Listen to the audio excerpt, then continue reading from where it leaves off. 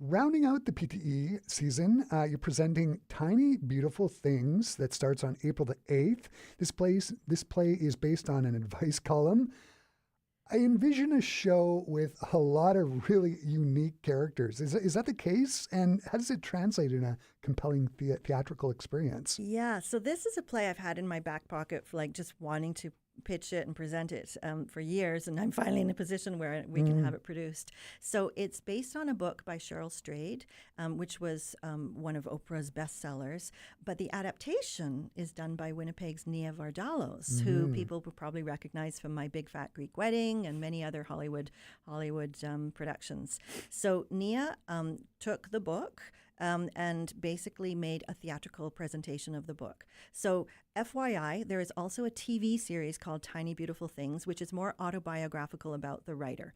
This is literally the writer on stage answering letters. And like you say, there are dozens of letters. There's a total of 3 letter writers, and then there's a character who is the advice columnist.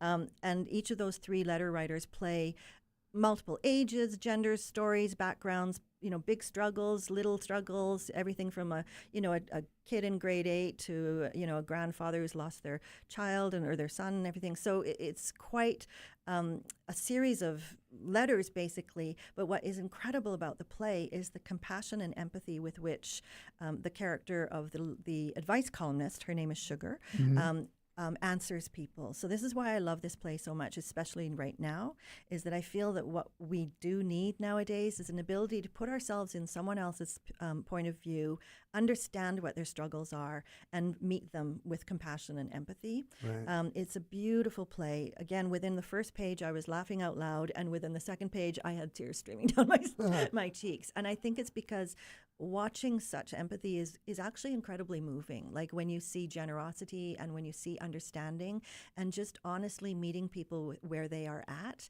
you see that happen on stage in front of you.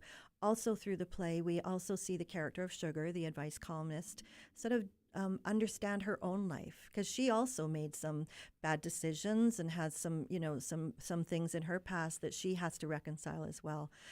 So again, just going back to it being adapted by Nia Vardalos, people should not expect My Big Fat Greek Wedding. Yeah. It's not sort of a rip-roaring comedy. It's a drama, and there's some content because, of course, you've got people with different struggles that they're dealing with. But the ultimate journey is one of such empathy and beauty and sort of light that ends up coming through by the end. And you're directing this one.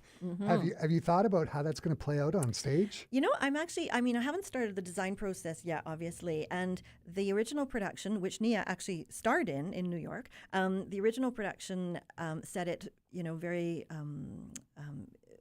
like realistically in her actual house. Like she receives the email inviting her to be this advice columnist, and then the letter writers sort of appear in her house and she's answering them.